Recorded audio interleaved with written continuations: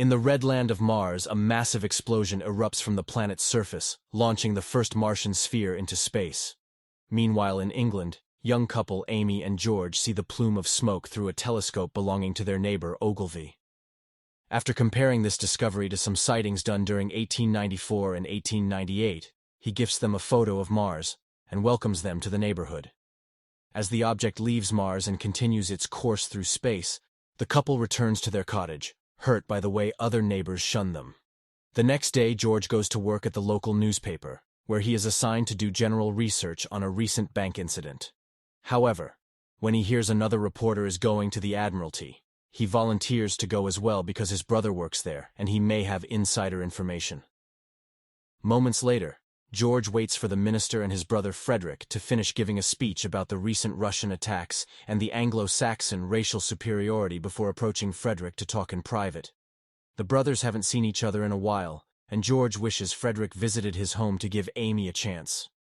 However, Frederick is still angry because George brought shame to the family by leaving his wife to run away with another woman, and now he refuses to be seen with them. In the meantime, Ogilvy continues taking photos of Mars, curious about what the plumes may mean. Later at home, George gives Amy bad news. It seems Frederick won't be helping him get a divorce. To make matters worse, his boss keeps printing George's articles using another reporter's name. Suddenly, the couple is startled by a bright light, and the house starts shaking. When they go outside, they see a plume of smoke crossing the sky. Ogilvy doesn't hesitate to leave in the middle of the night to investigate, and is shocked by what he sees. Meanwhile, in a desolate red land, a strange red, robot-like structure is surrounded by a heavy smoke, seemingly broken. The next morning, Ogilvy invites the couple to see what he's found in the forest. There's a scorched trail on the ground that takes them to a mysterious sphere that has destroyed all the trees that surround them. Ogilvy thinks it's something that fell from space like a meteor, and he's already called the royal astronomer, but the couple worries this may be an attack from Russia. George takes a few pictures, and since the telegraph lines are down, he must go to the office with the news. Unfortunately, the editor once again wants to give the story to another reporter, so George snaps and demands an explanation. It turns out, the lord that owns the newspaper has blacklisted George because his name now equals a lack of traditional values. Furious, George decides to quit. Afterward, he goes to see his wife to beg her to sign the divorce papers, pointing out they were never happy together. But the woman refuses, saying she won't allow anyone to have George as revenge for the shame he brought to her. Back in the forest, now lots of people have arrived to help dig out the sphere. When Ogilvy touches it with his trowel, the ground suddenly shakes and the meteor begins to expand, its top layer slowly cracking open. At that moment, the royal astronomer Stent arrives with his own team and a bunch of policemen to take charge of the site. Soon, a whole curious crowd gathers around the excavation, and George arrives looking for Amy. The sphere suddenly begins grumbling, and Ogilvy notices a clockwork ticking sound coming from it. The cracks on the sphere's surface finish breaking, and the brown cocoon comes off, exposing a slick black surface beneath. Stent comes closer to touching the object, which leaves a layer of thick black oil on his hand. His reflection is still there when he moves back, only for it to go away when the sphere begins spinning and raises high in the air. At that moment, Stent's arm suddenly catches on fire, and as the sphere spins faster, people around it begin bursting into flames. Terrified, everyone runs away in panic, not noticing that the sphere continues to spin until disintegrates. Its black dust falls into the crater on the ground, which is still rumbling. George and Amy run back to their house and help their maid look for their missing sister. When they go outside, they see a second sphere falling through the sky and landing in a lake nearby.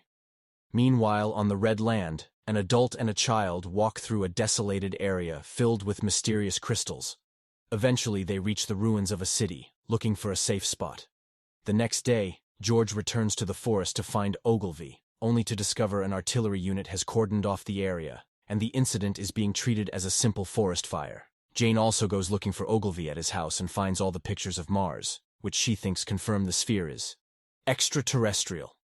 In the forest, the crater suddenly begins glowing and moving, as if revealing something underneath it. At the newspaper office, Frederick comes looking for George and learns he quit. When he checks the desk, He finds a picture of them as kids and feels bad for having abandoned his brother in times of need. The editor shows him a map, explaining that the explosion happened near George's home. Back in town, George and Amy reunite to discuss their future, only to be startled by a weird noise. A bunch of soldiers appear on the streets and urge everyone to run away because something is coming. But it's too late. Explosions suddenly start happening all over the place. As buildings start to crumble, George and Amy run to their home to get their maid, but they have to watch in horror as part of the wall falls on top of her, killing her.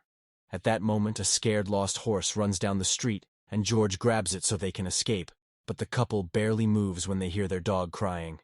George runs to rescue it when suddenly a giant alien machine known as Tripod appears above town, its blue glowing lights revealing that it was the thing hiding in the crater all along. Its destruction causes debris to fall and block the road, splitting the couple. George tells Amy to escape and ask Frederick for help, and she rides away with tears as more explosions go off around her beloved. Hours later, the entire town has become ruins.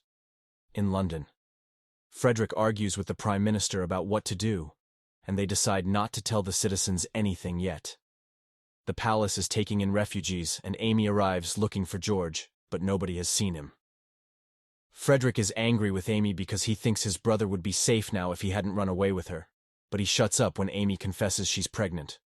Meanwhile, on the Red Land, it's revealed that the two people are Amy and her son, George Jr. This isn't Mars, it's future London, which has become a post-apocalyptic city in ruins. Amy checks the notes on the walls, left by survivors, but she doesn't find who she's looking for. Afterward, she goes to pick up some food from the drive, and Junior finds a little magazine on the floor, telling the story of how the Martians were finally driven away. Back in the present, a pile of debris starts moving and George comes out from under it, alive and well. There's nobody left in town, so George returns to his getting away, share their water with George, and Mrs. Elphinstone points out that people must be running to the beach, so George should look for Amy there. In the future, Amy receives a visit from a priest, who reminds him she's the only one with a living child, and what a miracle that is. He also reveals a survivor has shown up at church, asking for her, which confuses her because she thought all her loved ones were dead. After the priest leaves, Amy grabs George's letter to reread it. Back in the present, George helps a sick couple go down the road, and together they reach the beach, where thousands of people are trying to escape on emergency boats. As everyone fights to get a spot, Frederick asks a soldier for an update and learns all government buildings have been destroyed. The army can't do anything because none of their weapons can damage the tripods. Amy wants to keep looking for George, but Frederick thinks the baby is the priority and forces her to leave on a boat. At that moment, George finds Frederick and hears about the boat, so he begins yelling her name. Amy immediately hears him, and both of them jump into the water to finally reunite. Suddenly, another explosion is heard, and the tripods arrive at the beach too. Many of the boats are hit by the beams and sink, but George and Amy manage to rescue a little girl called Lillian before running back to the shore, where they watch how one of the tripods is finally defeated and falls to the ground. The group reunites with Frederick and begins running away as more tripods keep attacking the area, except for those mysterious shards. Amy wonders if it truly had been the army who defeated the aliens, and points out many people had felt sick back then. Ogilvy immediately gathers some samples and begins doing some research on the matter while chatting with Amy. He explains he escaped by jumping into the river and asks Amy how she managed to escape too, but she says she doesn't remember. In the present, George's group together with Mrs. Elphinstone returns to town to hide inside a house while the sky is darkened by a thunderstorm. There's no water on the taps, but at least they can rest. Suddenly the buildings begin shaking and everyone runs to hide under the furniture as a tripod shoots its searching light through the window. It leaves after it finds nothing. Then the adults make sure to close the doors, unaware that there's something dangerous. Running down the hall now. The next morning, the group wakes up to discover it's still dark even if it's 9 a.m. When they come outside, they discover the black smoke is smothering earth and hiding the sun. There's also a fallen tripod outside the house, and they don't understand what killed it since the army isn't in this area. George and Mrs. Elphinstone aren't feeling well, and George wonders if there was something in the water they drank. Amy and Frederick wander around the house looking for food and when they hear a noise, they think it's just a broken door banging. However, the alien creature is following them in the darkness. When they make it upstairs, the noises get worse. Amy walks slowly to enter a room, only to get startled by a body by the window. Frederick comes to check on her and realizes the roofs have lots of refugee bodies on them, and only the aliens could have thrown them there. At that moment they hear the loud noise made by the tripods, so they run back to the kitchen to hide with George and Lillian under the tables. Mrs. Elphinstone is too weak to move, and the light flashing through the window detects her presence. Soon, a grotesque alien creature enters the room, stabs Mrs. Elphinstone with its claw, then uses a stinger to absorb her life force before dragging the body away. In the future, Amy worries about Junior because he's also sick, and the hunger makes it worse. All around her, the bodies of sick people are carried away to be burnt, while Ogilvy continues to watch Mars with his telescope. Amy wonders if it was this sickness that killed the aliens too, and asks Ogilvy to take samples from sick people to create a serum. To convince him, she explains she does remember how she escaped. She just doesn't like thinking about it. Then she tells him the story. Back in the present, George and Frederick argue about how they should proceed. Frederick thinks they should make bombs with lamp oil and fight back, but George thinks the alien invasion is a punishment Britain is getting for dominating the world. Both men soon lose their temper, and Amy has to pull them apart, pointing out the right choice is to leave. The group slowly makes their way to the door, where they see an alien walking down the street in a funny way, probably because of the sickness. Lillian realizes she dropped her toy and goes back to grab it, but at that moment an alien shows up and kills her quickly. The three remaining adults run away, and Frederick confronts the other alien by throwing his makeshift bombs at it. However, the fire doesn't hurt it, and the beast immediately kills Frederick. George and Amy run to hide in another building, and Amy notices a bunch of spots on George's skin, indicating how bad the illness is getting. When Amy peeks outside, she sees an alien eating Frederick's body, and she realizes they only leave the tripods when they need to feed. It's eating the sick human flesh that is killing them. A few hours pass with no chance to leave because the creature is still outside, and George begins going mad. Not being able to deal with the voices in his head, he decides that since he's sick anyway, he'll sacrifice himself so Amy and the baby can escape. Amy tries slapping him to stop him, but he just kisses her goodbye before going outside. A devastated Amy has to watch how the love of her life is attacked and eaten by an alien, but she doesn't let his sacrifice go to waste, and she runs away. She makes it out of town safely, and when she finds their old cottage, she comes inside to find the letter, which makes her cry.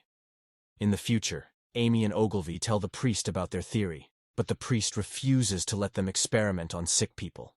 Having no other choice, Amy lets Ogilvy take blood from Junior, and he uses it to create a serum that he sprays all over the fields. A few days later, Ogilvy calls Amy over to show her it's working. The mysterious crystals are disintegrating under the power of the serum, so they talk to the priest to convince him to plant the last few seeds available. A few weeks later, Amy tells Junior about the old world and how wonderful it used to be. Once he falls asleep, she walks outside and notices a solitary shrub rising up from the ashes. The serum is truly working, meaning they'll be able to start rebuilding civilization soon. As the sun finally shines down on Earth again, Amy gets ready to welcome the new world.